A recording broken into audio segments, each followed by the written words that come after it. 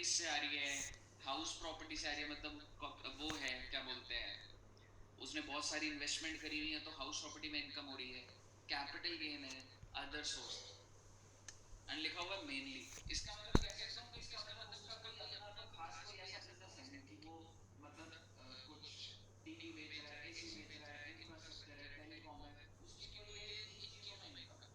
तो basically for that person ये dimming provision नहीं लगेगी। बोलिए। Yes sir. हाँ जी, एक बार बोल लेना, in these company carrying on, these company का मतलब ये वाली company, carrying on the businesses pertaining to sale of shares of other company, they would not be deemed to be carrying on speculative businesses. हाँ जी बोलिए।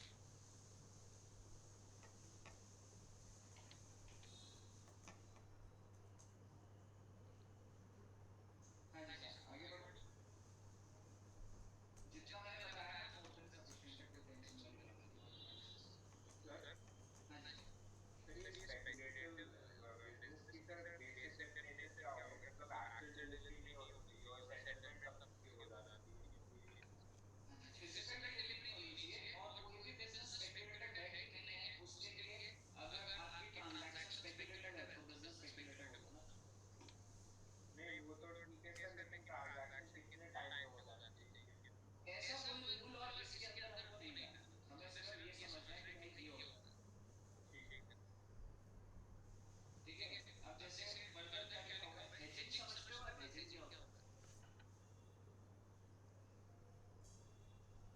हाँ sir जी। सुना तो है फाउंडेशन में बीपीके में। अच्छा, हेजिंग होता है मिटिगेटिंग, मिटिगेटिंग होता है रिड्यूसिंग, तो मैं हेजिंग को लिख देता हूँ, रिड्यूसिंग द रिस्क। बेटा एक बात बताओ,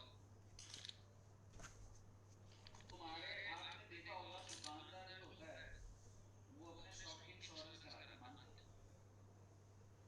क्यों कराता है? कह सकता हूँ रिस्क से बचने के लिए। आप अपनी गाड़ी की इंश्योरेंस कराते हो, क्यों करवाते हो? कि भैया अगर गाड़ी में ज्यादा फाइनेंशियल खर्चा हो गया तो इंश्योरेंस करा लेते हैं, पुलिस नहीं जनरल पकड़ेगा इंश्योरेंस सर। करा लेते हैं। बेटा इसी तरीके से आपको क्या लग रहा है, जो बड़ी बड़ी कंपनीज कॉन्ट्रैक्ट्स में एंटर करती हैं, 100-100 करोड़ के, 500 करोड़ के सामान आएगा, ये बनाऊंगी, आपको क्या लग रहा है उनको अगर वो सामान नहीं आया तो उनको रिस्क को मिटिगेट करने के लिए बहुत सारे हेजिंग कॉन्ट्रैक्ट होते हैं।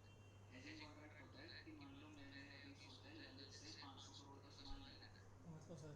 बट मैंने विदित को बोला कि देख अगर ललित ने नहीं दिया ना तो मैं तेरे से ले लूंगा, तो विदित ने बोला ऐसे नहीं होगा, कंफर्म कर दो। मैंने कहा देख मैं कंफर्म नहीं कर सकता बट मैं तेरे को 1 करोड़ की फीस दे देता हूँ, समझ रहे? तो हमारे बीच में ये हेजिंग का कॉन्ट्रैक्ट चल रहा है कुछ। सर से बार फिर से एक्सप्लेन करेंगे क्या? हेजिंग कॉन्ट्रैक्ट क्या होता है, हर एक कॉन्ट्रैक्ट के अंदर आपको पता है प्रोफेशनल्स होते हैं कि जो बड़े बड़े कॉन्ट्रैक्ट्स होते हैं ना, जैसे लैंड मॉल्स बन रहे हैं, रोड्स बन रही हैं, इलेक्ट्रिसिटी का कॉन्ट्रैक्ट है, भैया तुम्हें 10,000 लाइटें लगानी है, तो इन कॉन्ट्रैक्ट्स के अंदर इनबिल्ट रिस्क होते हैं। आप कोई भी काम करते हो बेटा रिस्क होता है ना, आप खुद समझते हो ना, आप सीरियसली इसका तो रिस्क है कि नहीं है? ठीक है। तो इन रिस्क को मिटिगेट करने के लिए बिजनेस में बहुत सारे कॉन्ट्रैक्ट्स का घुसता है, हेजिंग कॉन्ट्रैक्ट, फॉरवर्ड में नहीं बोलूंगा, हेजिंग कॉन्ट्रैक्ट। तो हेजिंग कॉन्ट्रैक्ट्स में ये सवाल आया था कि ये तो स्पेकुलेटिव है कि नहीं है, तो भैया ये ट्रांजैक्शंस को स्पेकुलेटिव नहीं माना जाता, समझ रहे हो? अब ये किस टाइप के हो सकते हैं बेटा, ये अपने में सब होता है, कोई रूल छोड़ना है कि मेरे को ये रिस्क होगा तो मैं ये करूंगा। ये तो बिजनेसमैन को जो चीज का रिस्क लगता है वो उसको सिक्योर करने के लिए कॉन्ट्रैक्ट्स में एंटर करता है, समझ रहे हो? सर तो मतलब हेडेड काफी होगी मतलब। क्या होगी दोस्त? सर हेडेड नहीं पड़ रही मतलब। हाँ हाँ बिल्कुल। ठीक है, तो आपको ये पता होना चाहिए कि hedging contract in respect of raw material and merchandise, hedging contract in respect of stock and shares, भाई ये मेरे स्पेकुलेटिव नहीं है, इतना पता होना चाहिए। फॉरवर्ड कॉन्ट्रैक्ट्स, आपने वो देखी है दर्शक मेहता? हाँ सर। फॉरवर्ड कॉन्ट्रैक्ट, चलो फॉरवर्ड कॉन्ट्रैक्ट को मैं तुम्हें ये बोलता हूँ AS 11 पढ़ने चलोगे? पता नहीं और सर। बैंक के साथ कॉन्ट्रैक्ट कर लेते हो भाई, मैं तेरे से डॉलर इतने रुपए में खरीदने आऊंगा, समझ रहे हो? हाँ सर, हाँ सर, ठीक। हो जाएगा। हाँ, तो वो फॉरवर्ड कॉन्ट्रैक्ट जो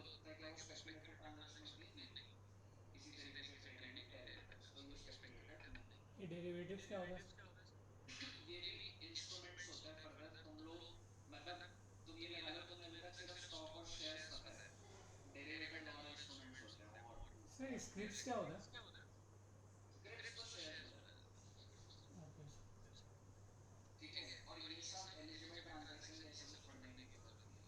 ट्रेडिंग इन कमोडिटी डेरिवेटिव, तो ये भी आपका एलिजिबल ट्रांजैक्शन मींस कुछ नहीं है ये इसके। हाँ तो इसको स्पेकुलेटिव नहीं बोला जा रहा ना, बस कमोडिटी डेरिवेटिव भी नहीं बोला जा रहा, ये अंदर के तुम्हें पढ़ने की कोई जरूरत नहीं है। तो अब हम अपना सेक्शन 79 पर आगे स्टैंडर्ड। अब मैंने तुम्हें बैंडेड्स का पॉइंट करवाना है, मैं दूंगा अब आइए ये देखिए बेटे, बड़े ध्यान से सुनिए, बैंडेड का पॉइंट इंपॉर्टेंट है।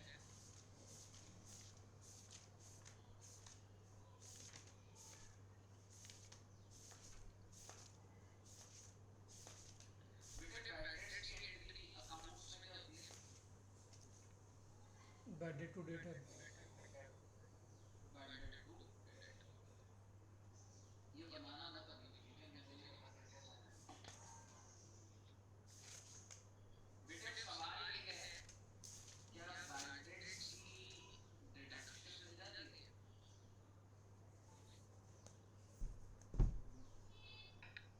हाँ जी, सर मिल क्या जाती होगी। बैंडेड्स की डिडक्शन मिल जाती है?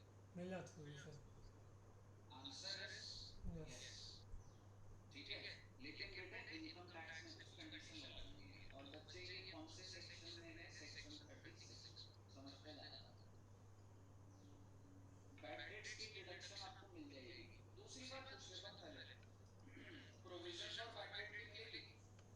No sir. नहीं सर, वो नहीं। किसी भी प्रोविजन की नहीं मिलती, समझ रहे हो? तुम बोलो sir provision for repair, provision for gratuity, provision for leave encashment, भाई प्रोविजन नाम से इनकम टैक्स बिल्कुल नहीं समझता, कहते हैं कि प्रोविजन बेसिस पे तो तुम इन्फ्लेट कर जाओगे फिर चीजें। ठीक है, तो सर ऐसे तो सर हम बैड डेट को भी इन्फ्लेट कर देंगे, ठीक है एक्चुअल में। बट बेटे एक बात बताओ, कोई भी अपने एक्चुअली में बैड डेट राइट ऑफ करना चाहता है क्या? No sir. ठीक है, तो बेसिकली ये थोड़ा सा जेन्युइन केस है कि भाई आपका अगर नुकसान हुआ है, पहली कंडीशन ये है, बोलिए। हाँ सर सही है। यहाँ तक बताइए पहले। सर बिना दिखाए ये एंट्री पास भी हो सकती है क्या? नहीं, तो वो तो दिखाया ही बट होगा। हाँ वो तो है, बट एक मतलब ये कंडीशन है वो चीज। Okay sir. ठीक है, पहले मुझे ये बताइए, ये बात क्लियर है? दूसरी बात,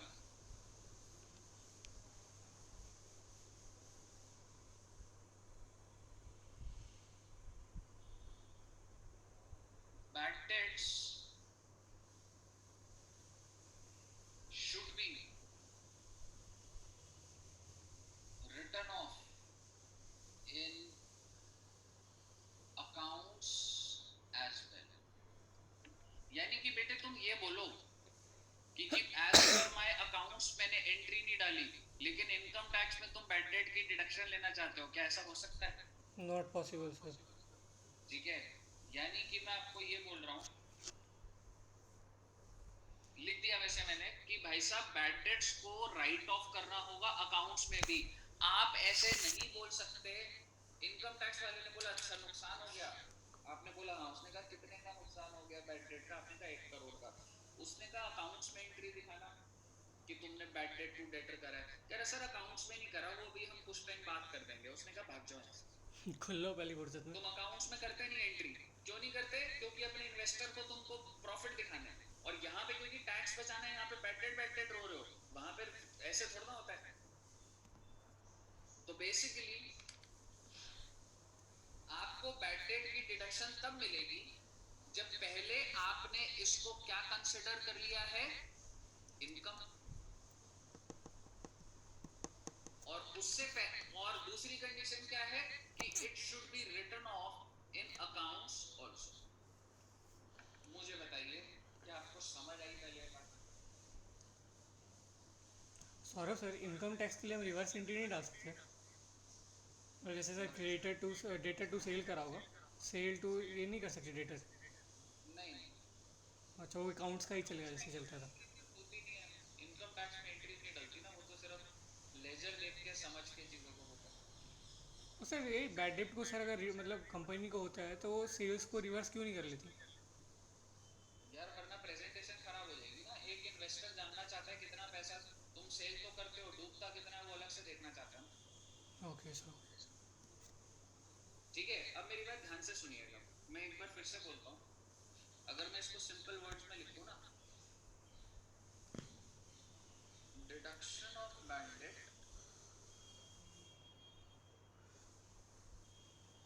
will be allowed as per income tax act if, पहली condition, it should have been considered as income, यही बेटे ऊपर वाला पॉइंट ही बोल रहा हूँ, and bad debt should be written off in accounts also। पहले मेरे को यहाँ तक बताइए, ये आपके दिमाग में घुसी है बात पहले, फिर मैं आगे और बोलूँगा। जैसे चलो मैं एग्जांपल बना लेता हूँ,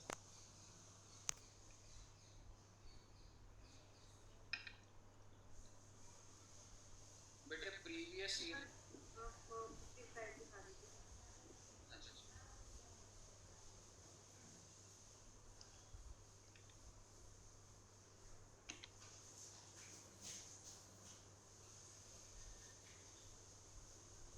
पापा, पापा बोल रहे हैं टिकट का पैसा नहीं दिया, ठीक है? 3 बजे जमालपुर जाना है हमको। बच्चे प्रीवियस ईयर 18-19 में काय? मैंने सेल्स करी थी।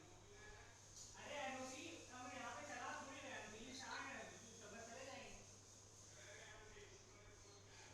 ठीक है, आप प्रीवियस ईयर 19-20 में 3 बजे जाना है, अगर नहीं जाइए तो वो पैसा नहीं दिया, हम टेम्पो से मेरा पैसा डूबा 10 लाख रुपए का बेटा, सुने। तो मैंने बैड डेट्स की। अरे मेरा लेक्चर चल रहा है, हम नहीं आ सकते नीचे, खाली बोल रहे हैं कि 3 बजे जाना है। अगर आपको गाड़ी का दिक्कत है तो गाड़ी का जब दिक्कत मैं है तो एंट्री डाल रहा हूँ तो आप ये समझ पा रहे हो ना, ये अकाउंटेंट ने एंट्रियां डाली होंगी इन सालों में, ठीक आप है? कब जाइएगा? अब ठीक। क्या और भैया जी डिडक्शन को बोलिए ना कि मेरा वो जो उसका कॉलेज का पैसा होगा इसलिए हमको एडमिशन कर ले जाए। अरे यार, अवेलेबल है इन 1920? जी सर है। आंसर इज यस, क्योंकि बेटा दोनों कंडीशन फुलफिल हो रही है। क्या मैं कह सकता हूँ तुम ऑलरेडी इसको इनकम ट्रीट कर चुके हो? और दूसरी बात, तुमने अकाउंट्स में भी इसको राइट ऑफ कर दिया है, it is written off in accounts also, तो आपको डिडक्शन मिल जाएगी as per income tax. Clear है बच्चे आपको? बोलिए। दूसरी बात सुन लीजिए मेरी sir,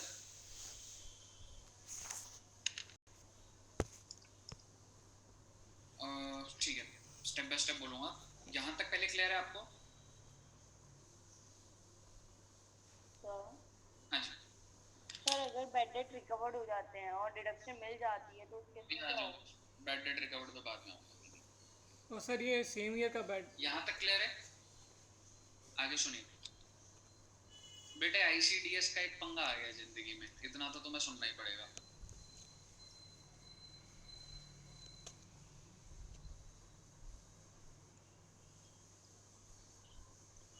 if it is not shown as income in accounts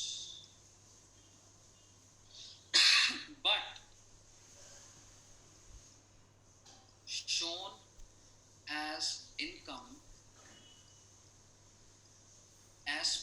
ICDS, यानी कि बेटे ICDS के ना कुछ रूल्स हैं, वो अकाउंट्स में इनकम होने से पहले ही इनकम एक्सपोज कर देते हैं इनकम टैक्स के अंदर। ICDS के कुछ रूल्स हैं जिसके अंदर क्या होता है, अकाउंट्स में भी इनकम रिकॉर्ड नहीं हुई होती, लेकिन कहां पर हो गई होती है, ICDS। Still we will consider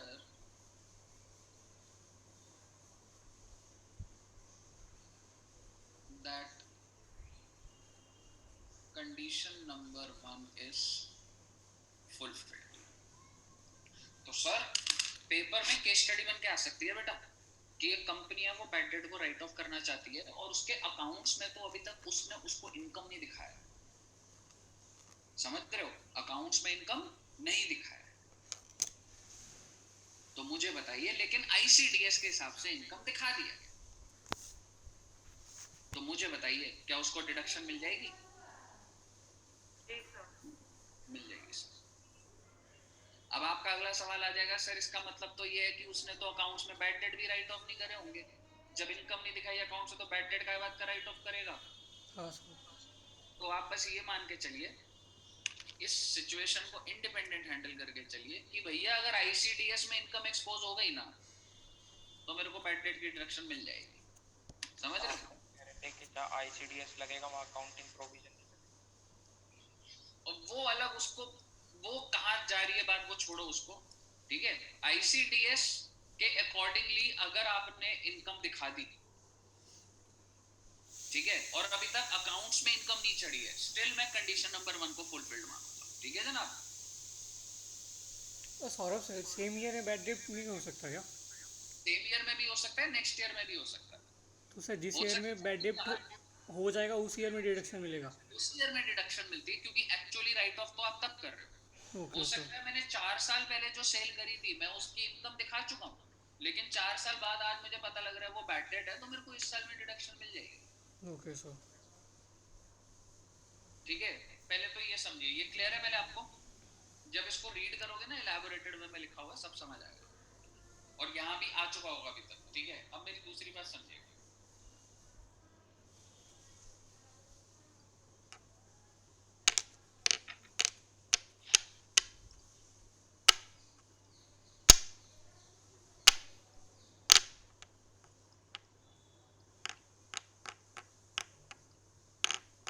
sir ये जो बैड डेट है इसका सेक्शन भी है कोई?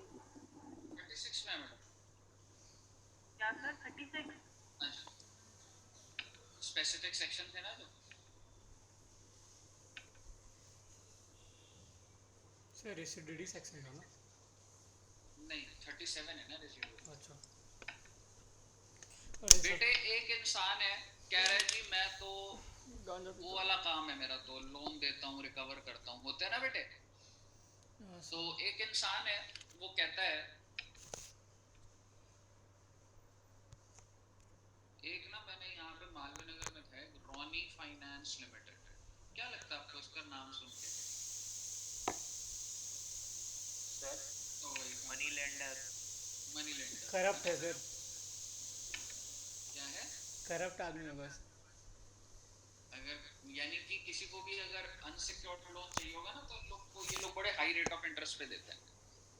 तो मान लो रॉनी फाइनेंस लिमिटेड ने का काम ही यही है भाई, लोन देते हैं, ठीक है। किसको लोन दिया? मान लो मिस्टर ए को लोन दिया, कितने रुपए का? 1 करोड़ का। और बेटे मिस्टर ए वो पैसा लेके ही भाग गया, मिस्टर ए वो पैसा लेके भाग गया। मुझे बताइए क्या ये जो 1 करोड़ है इसने जो दिया, क्या इसने इसको इनकम ट्रीट करा हुआ था रॉनी ने, मतलब जब इसने लोन दिया होगा? No sir. तो रॉनी लिमिटेड कह रहा है कि क्या मुझे बैड डेट की डिडक्शन मिल जाएगी? स्टेप बाय स्टेप सुनना। रॉनी लिमिटेड कह रहा है मैंने अपने बिजनेस में किसी को लोन दिया और वो भाग गया, तो क्या मुझे बैड डेट की डिडक्शन मिल जाएगी? तो पहला सवाल आता है कि भाई क्या ये तूने अपनी इनकम दिखाई थी? तो इसका मतलब तेरे को नहीं मिलेगी। बट बेटे ये बहुत ही नाइंसाफी नहीं हो जाएगी इसके साथ? हाँ सर बहुत नुकसान हो जाएगा। कह रहा है यार मेरे को तो 1 करोड़ का नुकसान हुआ, मतलब इनकम टैक्स में सुनवाई नहीं है मेरी, ये जस्ट बिकॉज ये मेरी इनकम नहीं थी। तो बेटे एक्सेप्शन है, if assessee is carrying on business of lending, तो आपको इनकम वाला पॉइंट नहीं देखने का, सिर्फ और सिर्फ राइट ऑफ वाला पॉइंट देखना है कि क्या बुक्स में तू राइट ऑफ किया इसको। क्योंकि आप एक चीज समझो, जब इसने लोन दिया होगा तो इसने क्या एंट्री डाली होगी, loan and advance to mister A. To mister A नहीं रे, टू बैंक। अरे सॉरी अकाउंट किससे बढ़ के आया रे तू। Sorry sir. ठीक है, एसेट क्रिएट हो गया टू बैंक। और बेटे जब पैसे डूब गए तो रॉनी भाई क्या कहता है, मेरा पैसा डूब गया 1 करोड़ है, मेरा पैसा डूब गया, टू लोन्स एंड एडवांस। ये एसेट क्रिएट करा था और ये एसेट को खत्म कर दिया। तो क्या मैं कह सकता हूँ रॉनी भाई तुमने इनकम नहीं दिखाई थी, लेकिन क्या मैं कह सकता हूँ रॉनी भाई तुमने राइट ऑफ तो कर दिया ना। बोलिए, रॉनी लिमिटेड का केस समझ आया। तो ये बैड डेट्स की डिडक्शन मिलने की 2 कंडीशन थी। पहली, तुमको उसको इनकम दिखाना पड़ेगा उस पैसे को कि दिखाया हो तुमने पहले से। दूसरा, तुमने राइट ऑफ कराओ। क्या जिसका बिजनेस ही लेंडिंग का है उसके ऊपर कंडीशन नंबर 1 लग रही है? कंडीशन नंबर 1 नहीं लग रही, उसके ऊपर सिर्फ कंडीशन नंबर 2 लग रही है, और कंडीशन नंबर 2 भाई ने फुलफिल कर दी। तो मुझे बताइए क्या इसको बैड डेट की डिडक्शन मिल जाएगी? Answer is yes. बोलिए, क्लियर है बेटे? पूछना चाहो तो पूछ लो।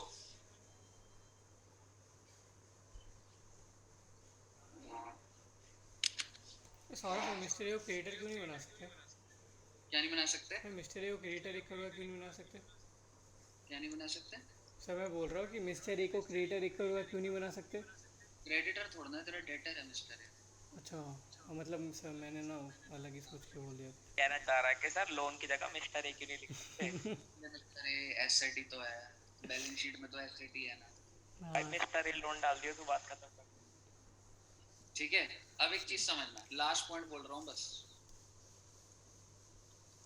देखो प्रोविजन बहुत भारी लिखा हुआ है, लेकिन चांसेस होते हैं सिंपल सा आता है बैड डेट का पॉइंट, लेकिन आपको इतना डेफिनेटली आना चाहिए, 100% पता होना चाहिए।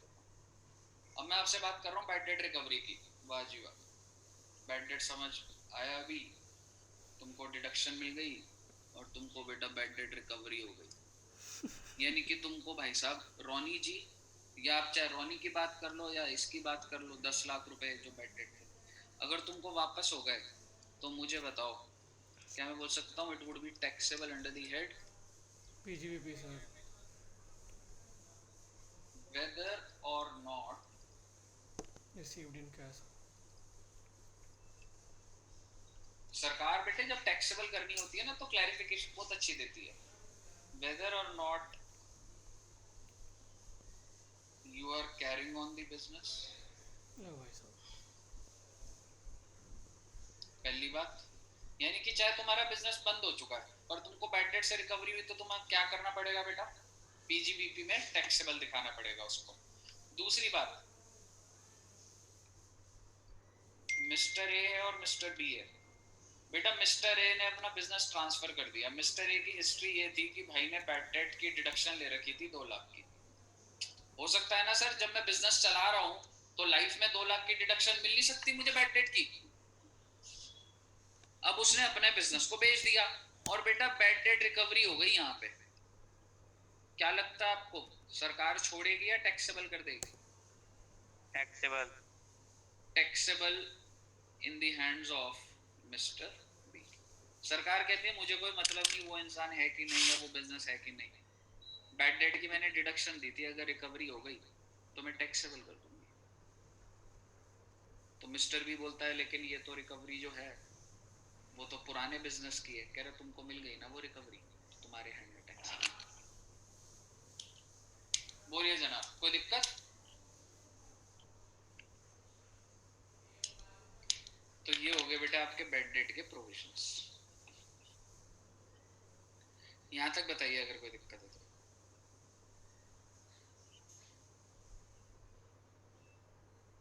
अच्छा, एक और छोटी सी चीज बोलता हूँ, आपका दिमाग खुलेगा। सर एक बात बताओ, मैंने ना सामान मंगवाना था भाई। मैं प्लांट एंड मशीन, मतलब मान लो मेरे को तुमसे कोई सामान खरीदना है 50 लाख का, तो एक बात बताओ, तुम एडवांस मांगोगे नहीं मांगोगे? हाँ जी, मांगोगे ना एडवांस। मैंने तुमको 5 लाख एडवांस दिया और बेटे तुम एडवांस लेके ही भाग गए।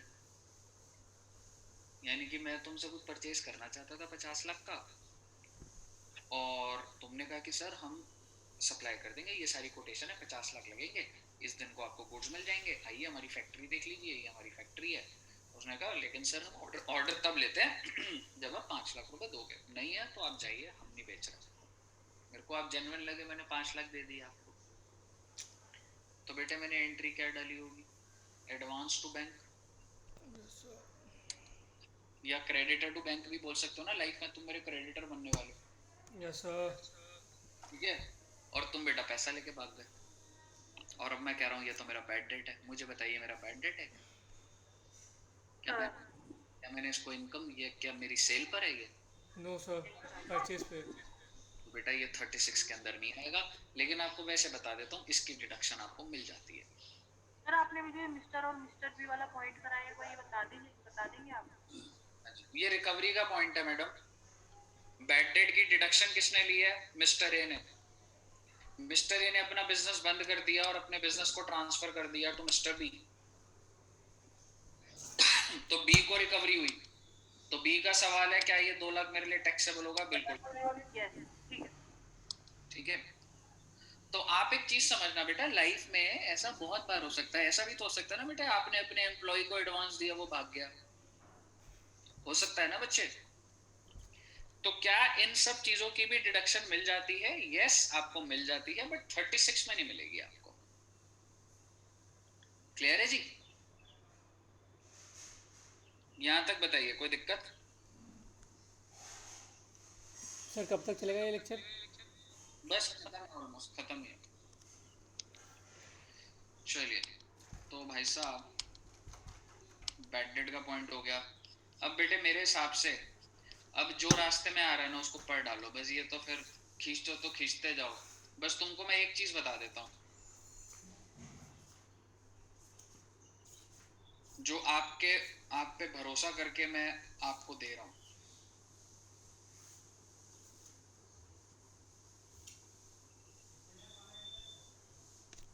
सौरभ सर, टर्मिनल डिप्रिसिएशन हो गया क्या? हाँ हाँ, टर्मिनल डिप्रिसिएशन तो बहुत पहले हो गया था भाई। अच्छा। Disallowance for provision for gratuity, बेटे प्रोविजन पढ़ लिया ना, बस डिसअलाउड है, बस इसको हल्का हल्का पढ़ लेना, ऐसे कोई इतना कोई कॉन्सेप्ट नहीं है, ठीक है। अब मैं तुमको, सैलरी वाली है। अच्छा हाँ जी, ग्रेचुटी जो लिखा था सैलरी वाली है। हाँ हाँ, क्योंकि ना दोस्त क्या होता है, वो जो ग्रेचुइटी का खर्चा होता है ना, वो एक साल में रिकॉर्ड नहीं करते हैं, प्रोविजनल बेसिस पे अकाउंट्स के अंदर धीरे धीरे रिकॉर्ड होता है। यार तुम सारे मेरे एम्प्लॉई हो, 5 साल बाद तुम्हारी ग्रेचुइटी ड्यू है, तो मैं 5 साल बाद खर्चे को बुक करूंगा, समझ रहे हो? मेरे को अपने अकाउंट्स के प्रॉफिट करेक्ट करने के लिए मैं प्रोविजनल बेसिस पे थोड़ा थोड़ा खर्चा रिकॉर्ड करता रहता हूँ। तो क्या उसकी डिडक्शन इनकम टैक्स में भी मिल जाएगी? नहीं मिलेगी, ठीक है। और दूसरी बात समझना, मैं कौन सी चीज आपके भरोसे छोड़ रहा हूँ, employer's contribution to provident fund and employees' contribution to provident fund. आज नहीं तो कल कभी ना कभी डिस्कशन में आपकी डाउट क्लास में मैं वो बात कर ही लूंगा, बट मैं एक बार आपके ऊपर छोड़ रहा हूँ, उसको रीड करके जरा आओ जरा।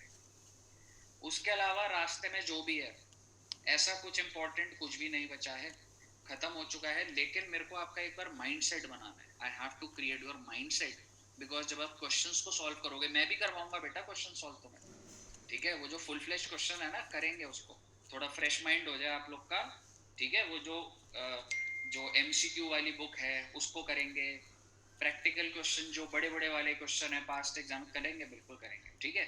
लेकिन आप अपने लेवल पे करने शुरू कर दो, फिर मैं किसी दिन बुला के 2-4 क्वेश्चन करा दिए इस तरीके से, ताकि आपके प्रोविजन भी रिवाइज होते रहे, ठीक है। मेन पीजीबीपी में एक चीज सुन लेना, क्वेश्चन सॉल्व करना बड़ी बात नहीं है, प्रोविजन को रटना बड़ी बात है। समझ रहे हो? अगर तुम्हें प्रोविजन याद है और अगर क्वेश्चन सॉल्व नहीं हो रहा, हालांकि होगा ही होगा सॉल्व, अगर नहीं हो रहा मेरे लिए वो रीजन टू वरी नहीं है। बट अगर तुम बोलो सर मुझे प्रोविजन याद नहीं है, तो मैं कुछ नहीं कर सकता।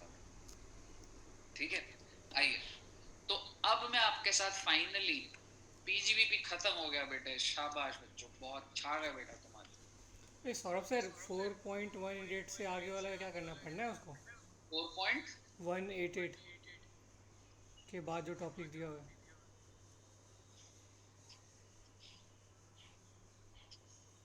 बेटे ये वाले टेबल पढ़ने की कोशिश कर लेना, याद करने की जरूरत नहीं होती, बट 4.188 हाँ के आगे जो भी है। 188 हाँ सर नीचे तो है। ये जो लिखा हुआ है, हाँ सर इसके बाद इंक्रीज रेट ऑफ डिप्रिसिएशन, उसके बाद हाँ हायर सर, ये purchase, increase rate of depreciation मेरे को भी पूछना था। उसके बाद sir higher rate, higher purchase. 189 page number है, 4.189।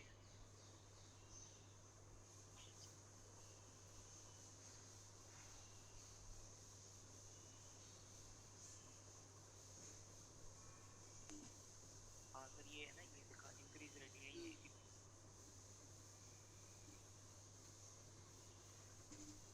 हाँ सौरभ सर इसके बाद भी। सर ये थोड़ा सा ना मेरे को डाउट था ये। तो कुछ नया आया है।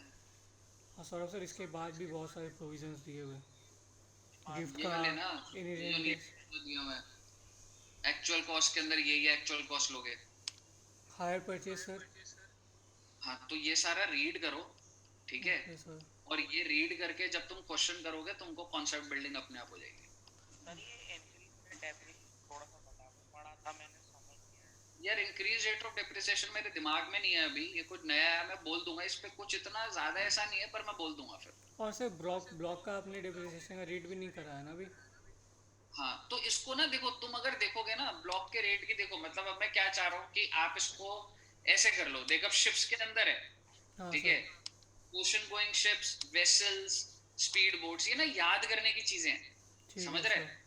टेंजिबल के अंदर 25% है, तो ये ना आपके नोट्स बनाओगे आपका डन हो जाएगा। Okay sir. समझ रहे? प्लांट एंड मशीनरी है, बुक्स पे 40% है, ये सब आप रीड कर सकते हो। मतलब समझ सर ये रहे? वाला पूरा खुद से पढ़ना पड़ेगा? सर हमें ये याद रखना पड़ेगा। हाँ जी, याद करना सर ये पड़ेगा। कंपोजिट इनकम का क्या कॉन्सेप्ट है? कैसे याद होंगी इतनी सारी? जब उसे करनी पड़ेगी आज। क्या कह रहे हैं? सर ये कंपोजिट को इनकम क्या होता है? कहाँ पे लिखा हुआ है कंपोजिट इनकम? सर 4.201, ये सर रिटर्न ऑन वैल्यू का दिया हुआ है 43 सबसेक्शन 6। Page number 201। हाँ सर। सर ये रिटर्न ऑन वैल्यू का दिया हुआ है, उससे रिलेटेड ये सब पॉइंट्स दिया हुआ है। क्लास खत्म हो गई ना सर?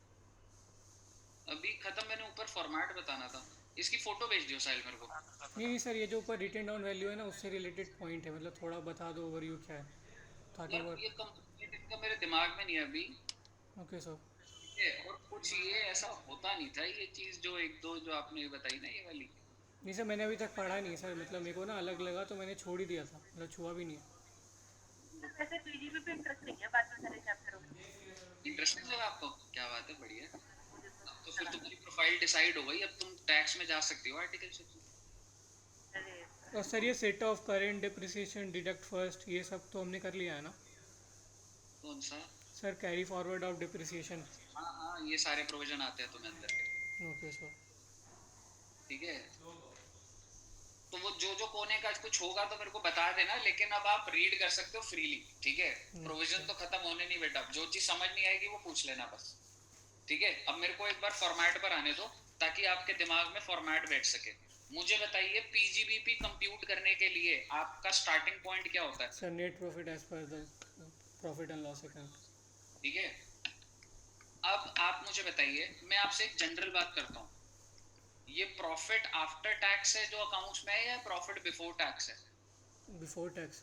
Four tax. टैक्स है। और क्या जो भी मेरा टैक्स बनेगा उसकी मुझे डिडक्शन मिल जाएगी? No income sir, tax? बिल्कुल भी नहीं, एक्सपेंडिचर नहीं होगा। इनकम टैक्स की डिडक्शन नहीं मिलती है, इनकम टैक्स पर्सनल नेचर का टैक्स होता है, ठीक है, तो इनकम टैक्स की डिडक्शन नहीं मिलती है। अब आप समझना कि मैं क्या क्या ऐड कर रहा हूँ, भावनाओं को समझना, मतलब मैं अपनी पीजीबीपी इनकम निकालने के लिए ऐड कर रहा हूँ expenses debited to statement of P&L but not allowable.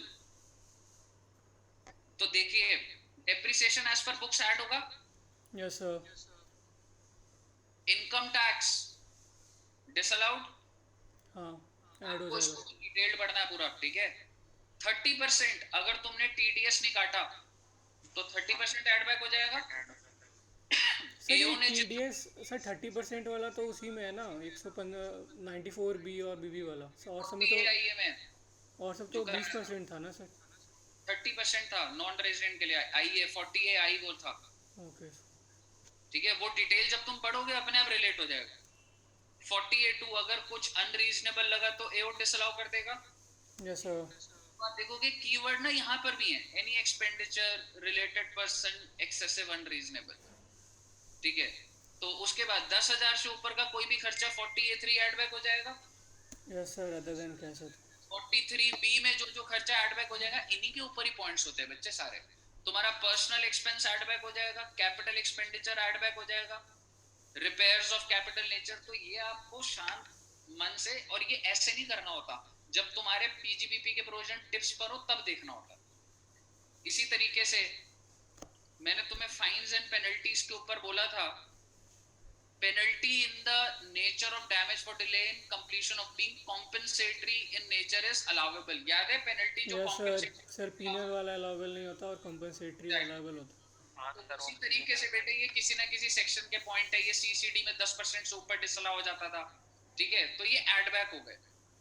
Expenditure allowable as deduction, यानी कि भाई कुछ खर्चों की डिडक्शन तुम्हें मिल रही है but not debited to the statement of P&L।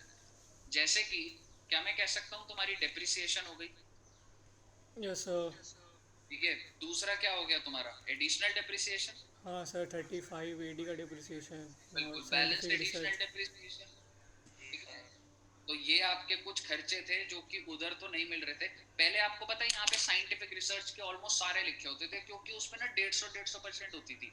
इस बार तुमने क्या देखा, साइंटिफिक रिसर्च चाहे कोई भी हो 100% ही तो मिल रही थी हाँ deduction, sir, whether it is used for business समझ रहे और हो। नॉट। पहले ये लिस्ट थोड़ी बड़ी हो जाती थी, अब इसमें सिर्फ यही है। और आप ये मत सोचना कि सिर्फ ये लिस्ट आ गई तो आपका हो गया था, आपको कॉमन सेंस लगानी पड़ेगी प्रैक्टिकल क्वेश्चन में, ठीक है। उसके बाद देखिए income credited in statement of P&L, मतलब P&L में तो तुमने डाल दिया, लेकिन क्या वो पीजीबीपी में टैक्सेबल है? No sir, sir PNL appropriation का आइटम है ना। नहीं, डिपेंड करता है, जरूरी नहीं है। डिविडेंड इनकम P&L एप्रोप्रिएशन नहीं है तेरी, तूने इन्वेस्ट करा हुआ है डिविडेंड, तो अदर सोर्स में अच्छा टैक्सेबल ठीक होगा। है सर। बेटा ये वाला पॉइंट क्या हो गया कि आपने ना क्रेडिट साइड पर तो दिखाया हुआ है P&L के, लेकिन क्या वो पीजीबीपी में टैक्सेबल है?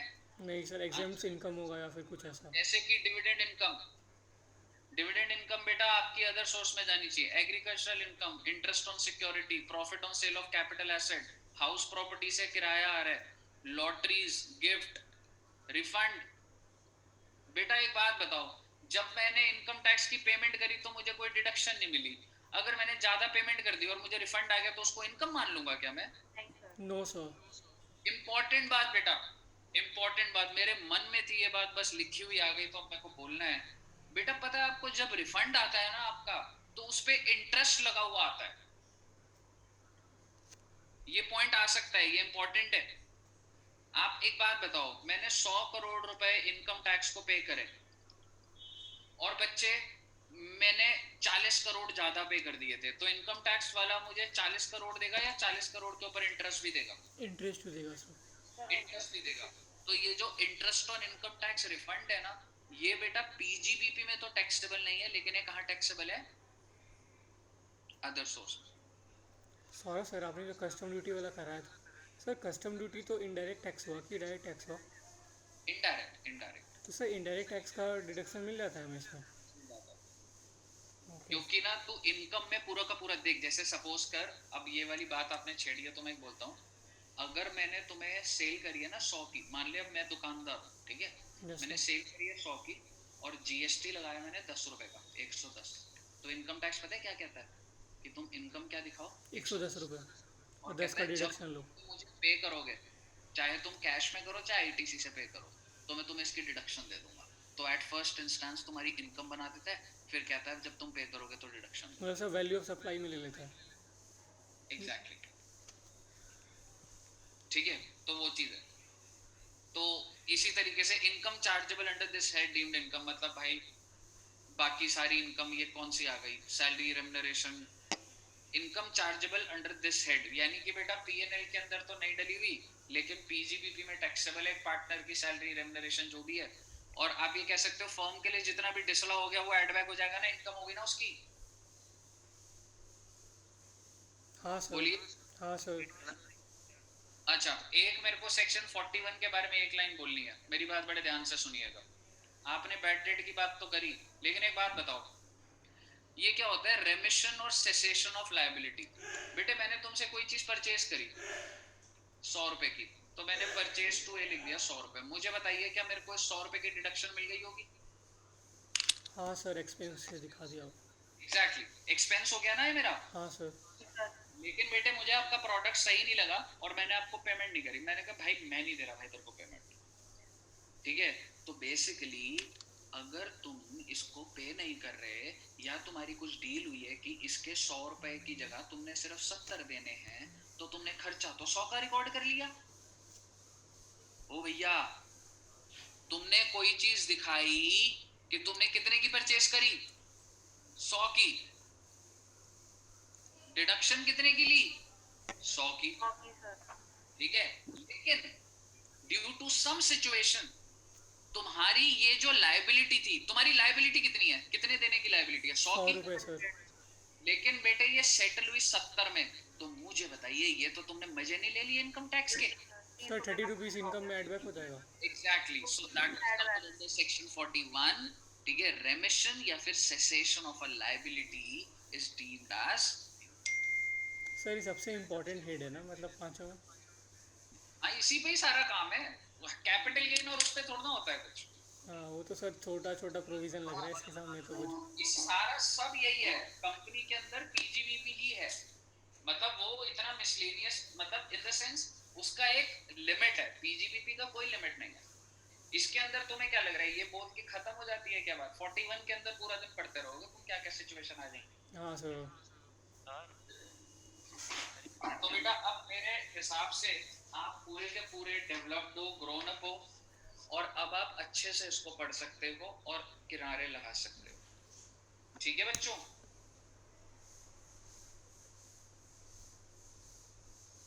सर क्या करा रहे हैं, जानवी जी है नहीं क्लास में? अरे सर ट्रेन में बैठ के लेक्चर ले रही है। सर हाँ जी। सर जैसे हमारा बैड डेट हमारा 100 रुपीज का हुआ, हमने उसमें डिडक्शन भी ले ली, बाद में जब वो रिकवर हुआ तो फिर 50 रुपीज ही रिकवर हुआ। 50 टैक्सेबल होगा, टैक्सेबल जितना भी रिकवरी होगी that would be tax. Sir ये सैलरी वाला पॉइंट बता देना थोड़ा सा, सिग्नल चलेगा। यार ये तो यही लिखा हुआ है, देख फर्म को 40B में डिसला हो गया था ना, तो एड बैक हो गई ना। ओके। Salary remuneration. सर ये थर्ड पॉइंट आपने अभी बताया सर, एक बार फिर से बता दीजिए सर, मतलब इसकी डिडक्शन हमें क्यों मिल रही थी, मतलब यार आपने उधारी पे विदित सपोज कर आपने उधारी पे गुड्स परचेज करे, ठीक है। ठीक है, तो आप यार purchase account debit to creditor डालोगे ना। हाँ ठीक है। और आपको टेक्निकली पूरे के पूरे अमाउंट की डिडक्शन मिल गई ना, नेट प्रॉफिट में से तो पूरा परचेज माइनस हो गया तेरा, तो इनकम टैक्स ने तो तेरे को पूरी डिडक्शन दे दी ना। अच्छा। But you have settled the liability of ₹100 by ₹70, तूने अल्टीमेटली जो 70 रुपए पे करे, तो आपने एक्सेस डिडक्शन ले ली ना। नहीं सर डिडक्शन मिल क्यों रही है, मतलब परचेज पे, मैं ये पूछ रहा हूँ। क्या बात कर दी विदित बाबू, सर भूल गया सर कोई। उन्हें तो मेरा हार्ट अटैक हो भी। तो सौरभ सर इसके बाद में सेक्शन 38 थोड़ा सा समझा देना।